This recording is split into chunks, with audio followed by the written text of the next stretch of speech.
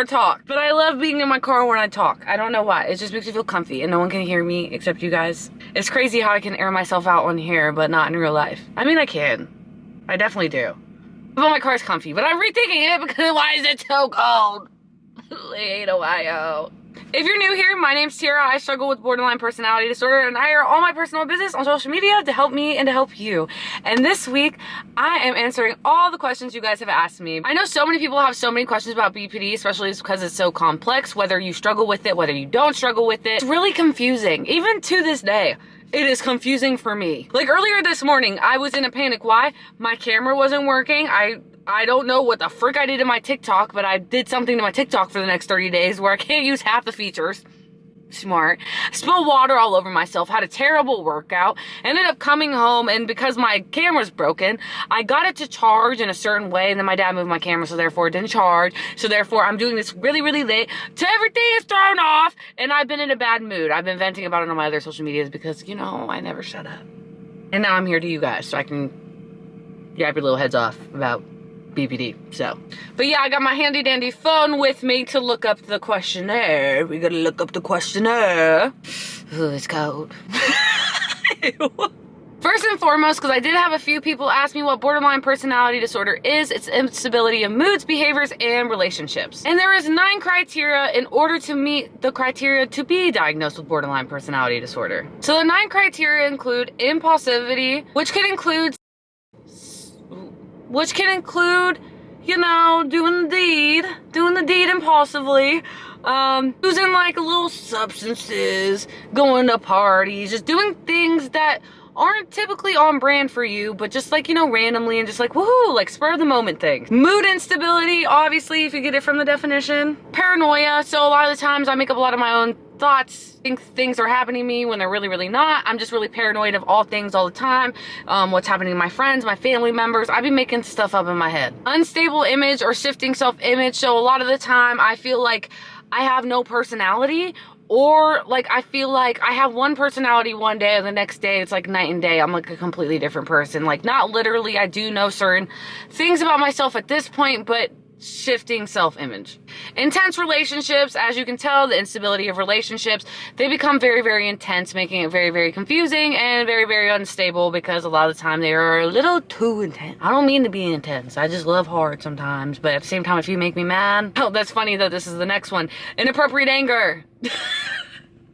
I don't need to elaborate. I just kind of said it. Fear of abandonment or frantic efforts to avoid real or imagined abandonment. Yeah, I'm a loyal one. I don't want people to leave me. I just, you know, I want a partner. I want a partner. I want a partner. And then there's chronic feelings of emptiness. So a lot of the times, like, I don't know, I kind of touched base when I said shifting self-image. Like, I just don't know who I am. I just feel like a hole that's empty. I just feel empty. Sometimes I feel no emotion at all and I don't know why, and I can't get it to come out until it does in the most explosive way ever. And then I don't know if you can say this on here, but we just gonna be careful. So unaliving behaviors or gestures towards people. So this could even be saying that you're going to do it or just trying to do it. And yeah, so those are the 9 criteria to be diagnosed with borderline personality disorder. To be diagnosed with borderline personality disorder, you need to meet 5 out of the 9 criteria in order to be diagnosed with borderline personality disorder. So if you're just paranoid, that doesn't mean you have BPD. If you only fear abandonment, that doesn't mean you have BPD. If you're impulsive, that won't necessarily mean you have BPD. But if you have all this going on in your life, like at all times, like it's a recipe for disaster. Imagine being impulsive, but also not knowing who you are while fearing abandonment and having unstable relationships and inappropriate anger. Like, what? That sounds like no, it's not a good time. It doesn't even sound like a good time, but I know because I'm living proof it's not a good time. If you watch any of my story times, it is not a good time. But yeah, so that is what borderline personality disorder is. That is what the criteria is, and I kind of put it in my words, kind of, because I know I made a video on it before, but people still continuously ask me, but it doesn't hurt to make an updated version, and especially a version that may be more understandable and a little more relatable than just reading the DSM-5 and being like, fear of abandonment, shifting self-image, you're paranoid. like, you know, I don't know. I hope I made that a little more like relatable and at least like entertaining to watch or something. I don't know. Hopefully this is entertaining to watch and not just a boring, like, I'm learning about BPD. Because I never want to come off as an educational person, because I don't think should you listen to me? Like, genuinely, why should you listen to me? I air all my crazy on here, but I do hope to, like, you know, make you feel a little less alone, help you find a better understanding, because I personally have found a better understanding of BPD and a better understanding of myself and have grown so much, and I hope to do that for you too. But I am in no means a medical professional or an educator. I'm just a girl. Like, dead ass. All right. And to your questions, because we got all the questions. We're going to do the questions if they ever load. Okay, we got the questions. And I do want to thank you guys for sending in these questions, because without you guys, this video wouldn't exist. So thank you for your support. Thank you for, I don't know, your curiosity. If you're just wondering, thank you for everything. So thank you. Let's get to the questions, because I know you want some answers. All right. Since I just listed off the criteria and talked about the symptoms of BPD, someone asked, why am I diagnosed with BPD, but I only have some of the symptoms? Well, I did just kind of talk about how you can have 5 of the 9 of the criteria and still have BPD. You can have 7, you can have all 9. You don't have to meet all symptoms. So, like, you can have fear of abandonment, intense anger, unstable relationships, shifting self-image, and then maybe, like, I don't know if I said paranoia. If I doubled down on that one, my bad. But you could have, like, those 5. And obviously that's a recipe for disaster. If you're going around paranoid, fearing abandonment, and having inappropriate anger, that is giving BPD. Like, you might not have the impulsivity or something, but you are showing anger. You're ruining your relationships. You're paranoid about the people around you or the things happening to you. You're just, you know, you are still struggling. Just because you're struggling with only 5 out of the 9 does not mean that you are not struggling. And I do just kind of want to talk about how BPD is extremely complex. So my symptoms might show different from yours, and sometimes you might be having symptoms you just don't know. Like, when I was in therapy, my therapist had to teach me what certain emotions were, because I was confusing anger and sadness. I was confusing happiness with excitement. Like, I was confusing all the feelings, and, like, anxiousness with excitement, like, everything. I think it's actually super common, especially with people that are, like, deep in BPD and, like, don't have a lot of help.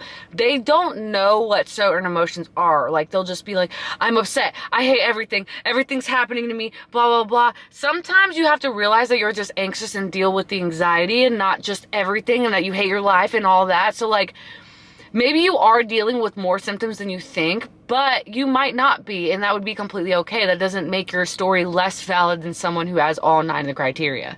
But yeah, so that might be why. It could be because you might not know that you're having some of the symptoms, or it could really just be that you're not showing some of the symptoms, but you do have BPD, because, again, it is extremely complex. I like to say, and I say it almost in a lot of my captions, is it's not a one-size-fits-all diagnosis. I guarantee between me and you, we might, like, relate on a lot of things, because, I mean, we have the same diagnosis. Obviously, it's going to be, like, the same symptoms, same criteria, but it might show different. Like, I might be impulsive ways with, like, you know, doing the deed, but, like, that might disgust you completely, and that might not be your thing, you know? So it's just showing different on everybody. It's not one size fits all. It's extremely complex. So you couldn't look at someone and be like, oh, well, I know someone that has BPD and they don't do that. Well, okay, yeah, and I also have BPD, and they don't do that. What about it? So yeah, just so you know, BPD is not a one-size-fits-all. There isn't a same look to it. You can have one person that is explosive, angry, and mean all the time, and you can have some sweet little quiet little thing in the corner, all quiet and stuff, and they still have BPD. It can just present completely different. All right. Until the next question. All right, this person asks, does getting diagnosed help anything? This is going to be the realest answer I can give you. If you wanted to. I could have gotten a diagnosis, not gotten any therapy, not gotten any medication, which I'm no longer on medication. I talked about that before. Please don't take some advice from a girl on the internet. If you need medication, please take it. It might improve your life, okay? Like, personally, I'm just not.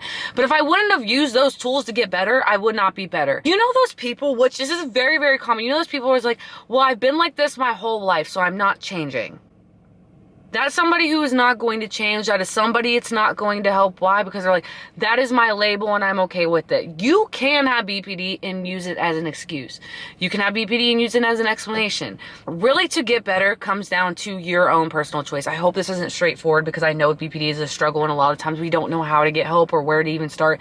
But I'm telling you right now, nothing in my life changed until I did. There was times I wanted to freak out, scream, cry, and do all these things, but I couldn't do those things in order to make myself better and to rewrite my wiring. So, but that was my own personal choice to make. I could have stayed bad. I could have stayed in those same cycles. I could have done those things, but it was starting to get harder to stay in those same cycles than to get better. And I hope that you don't get to the point where life gets so hard that's what implements change. But I will say change is kind of a choice, and it's one of the hardest choices someone has to make. Like, it's not easy. Getting the diagnosis of BPD is not easy alone. Like, that is not an easy hit to take, but at the same time, it's hard to change the feelings of, like, I fear abandonment. Like, I still fear abandonment to this day. I've gotten help. I still fear abandonment. Don't get me wrong. But my reactions and stuff to it are a bit different than what they used to be. At least I believe so. I guess I haven't been in that of, like, a romantic relationship to find out yet. I realize I can't just be acting off all my thoughts and feelings all the time. And that's what helped me. It wasn't my BPD diagnosis. My BPD diagnosis was just a guide to get me better. It was like, okay, who else is struggling with these things? What symptoms do they have?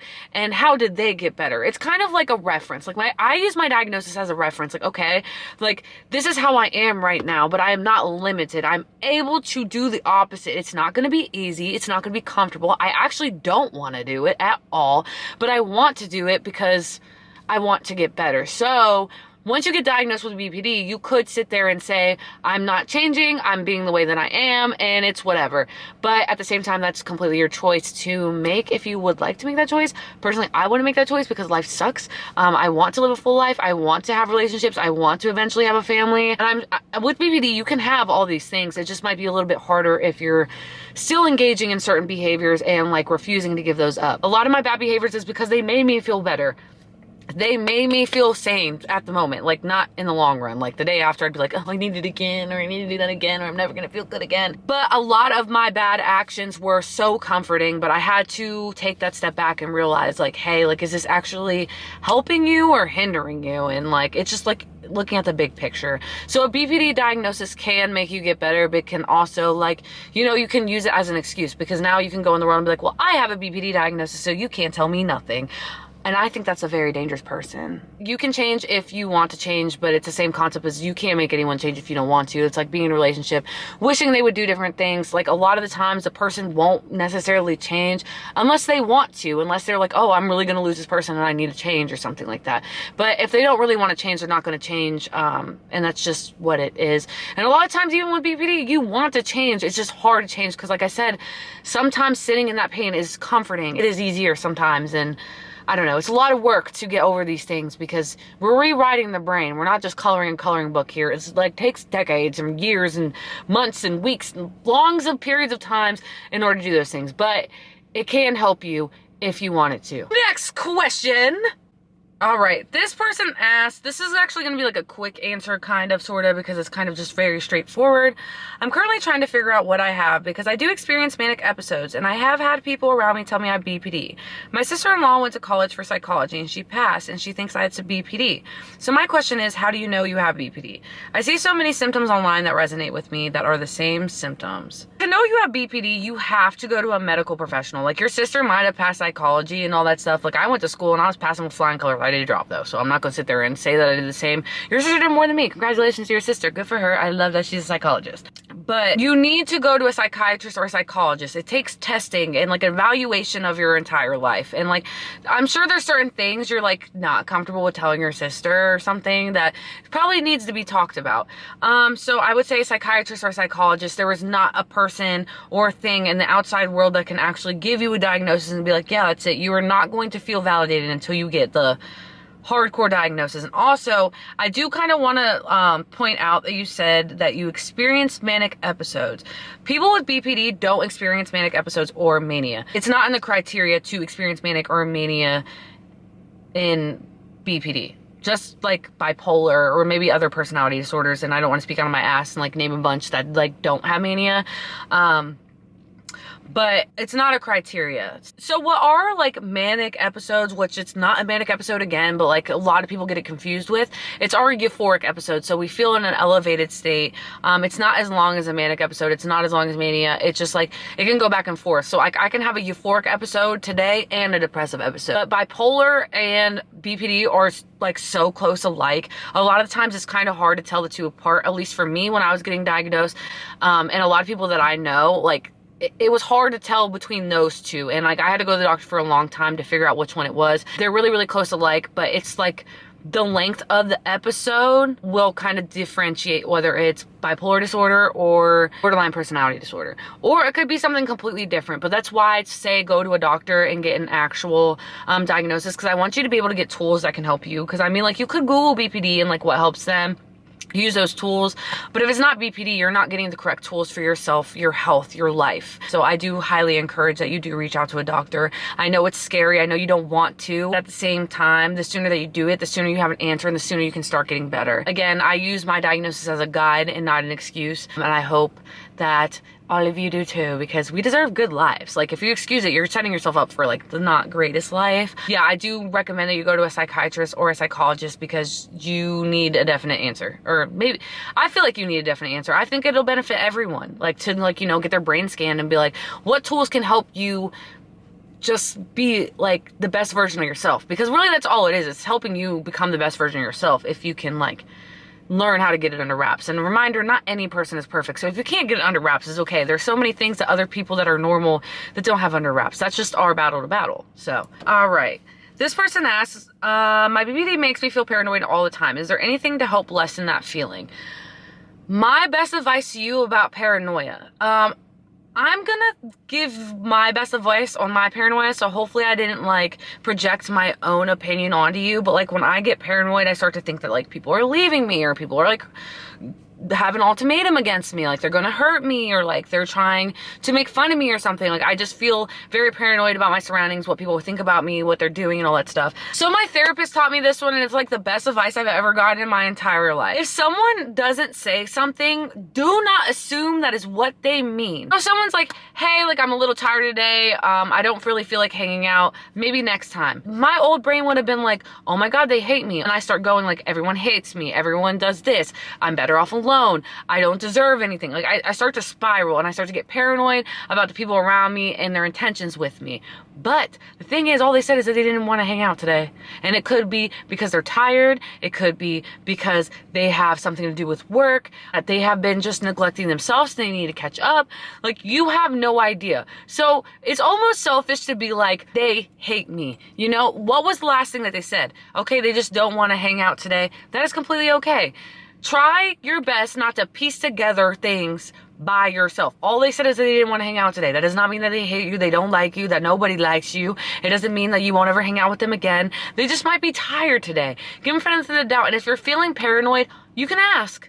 You can always ask. Like, don't be like, I guess don't be over the top. Like, once you get an answer, you got an answer. We got to try to calm the brain down after that. But you can always ask and be like, hey, like, I just want to know, like, what did you mean by this? I wouldn't say that I took offense, because that's going to kind of set you up to start an argument, but I would say like, hey, like, I'm just wondering like what you meant by this. I feel like I'm taking it the wrong way, and I don't want to take it personally. You can always ask, but my best advice to you is never assume what someone is thinking. Take their words exactly for what they are, because even if the person says something and meant something completely different, that's their fault on their communication. You cannot make someone communicate, and that won't be your fault. So if someone's like, well, you should have known that I was gonna do that. No, I shouldn't have, because you didn't say it.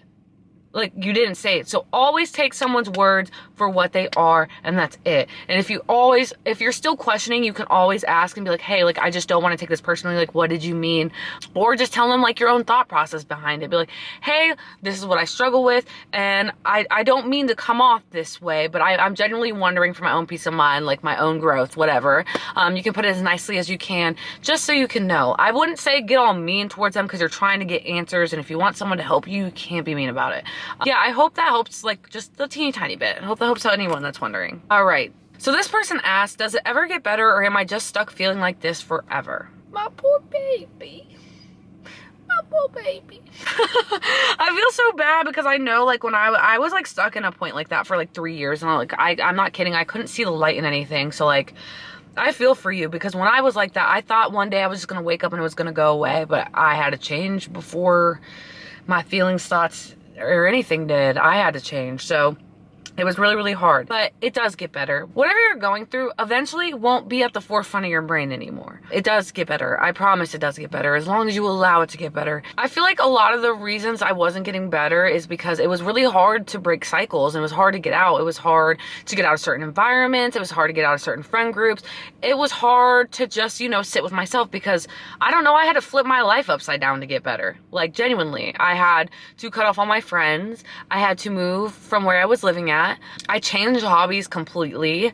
There was just so many things I changed about my life. It took a lot of work. So I will say it's not going to be like this forever. Certain times there's going to be certain decisions you have to make that are going to be really, really hard. But those hard decisions are what is life changing. I pinky promise. And I promise you, you will not be stuck like this forever. If you ever remember a time back on your life where you did feel just a little bit better, things have changed. And they will change again. There's contrast in everything. You have to have good and bad sometimes. And I hate to be the one to tell you that, but you couldn't feel good without bad. So please know that this is going to end, and there is going to be some work on your end to get there, but it can end. And I promise you, like, if I can get through it, you can get through it. Like, even my friends told me that they would never take my advice, and here I am on social media with like hundreds of thousands of total followers listening to me. I don't know why. Things do change, and they can change, and you will change. And even I, like, again, if I can do it, you can do it. I was crazy. I still am a bit crazy, but it's okay.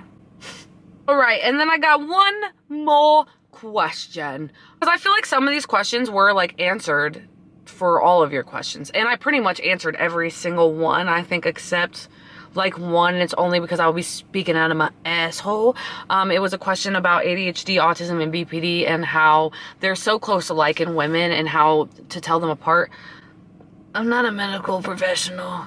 I have no idea. And honestly, I have my own theories about what I'm going through in my diagnosis. Like, I might have ADHD, I might have autism. I don't want to self-diagnose. I don't know. I do truly believe that I have ADHD, but I never will actually say that again because I don't want to self-diagnose. But I honestly don't know the difference, because a lot of the times if ADHD and autism goes undiagnosed, it can lead to BPD because you didn't get the tools that you needed growing up. Therefore, you were neglected in your own, like, you were neglected in your own story. Like, your life was neglected. Like, there were certain things that could have made you a little more, like, I guess, like, societal standard or whatever. I don't know how to put this into words right now. But because of those things and that trauma in itself, it can lead to BPD. You can have, like, all three of those. You can have two of those. You can have one of those. I honestly don't know the difference. We love an honest queen, though. So that was the only question that I really skipped over. And then I'm going to answer this one because this sweet little girl, she's so sweet. Okay, she said, hey, question I want to ask you is, how are you doing mentally? Of course, you don't need to answer in YouTube, but I can't think of anything else. Girl, you're so sweet. You were wondering about me. That's so cute and nice. Okay. Mentally right now, honestly, okay, all around, I am mentally doing so well. Like, I genuinely am. I'm upholding boundaries. I'm doing my own things. I have friends. I go out. I also stay home sometimes. Like, I feel like I'm finding the balance in everything right now. But today, I will say I've been moody all day. I've been freaking annoyed all day. And I'm genuinely having one of those days, and I know it's not appearing like I am, but, like, I was on live earlier, like, complaining because everything has been going wrong today, and I've been taking everything personally, and I almost didn't make this video, catastrophize everything, like, throw everything aside, like, I'm not doing it, and, like, yeah, but sometimes the only way I was through, so, like, even though I'm having a bad day, sometimes I just got to see it all the way through, and honestly, showing up made me feel so much better, so I'm glad that I showed up today, and I appreciate you so much for asking that question. That was so sweet, so nice. But I do mentally feel like I'm doing the best that I've ever been, and I honestly have to give so much credit to you guys. I don't know if I'd be this self-aware if it wasn't for you and, like, learning about myself, and a lot of the things, like, I learned were for you guys and also myself, but I am also so passionate about helping you guys and while sharing my story, so, like, I don't know, you guys have helped me become what I am today, and I can't thank you enough. So yeah, thank you so much, and that question was so sweet. Thank you. I appreciate your curiosity. I love you so much. I love every single one of you so much. Any question that was sent in, thank you so much, because without you, this video wouldn't be possible. And yeah, and I'm sure you asked questions that so many people are wondering, and I appreciate that, because there were multiples of the same question, or like it just worded in a different way. So thank you for being here. Oh, okay. Okay.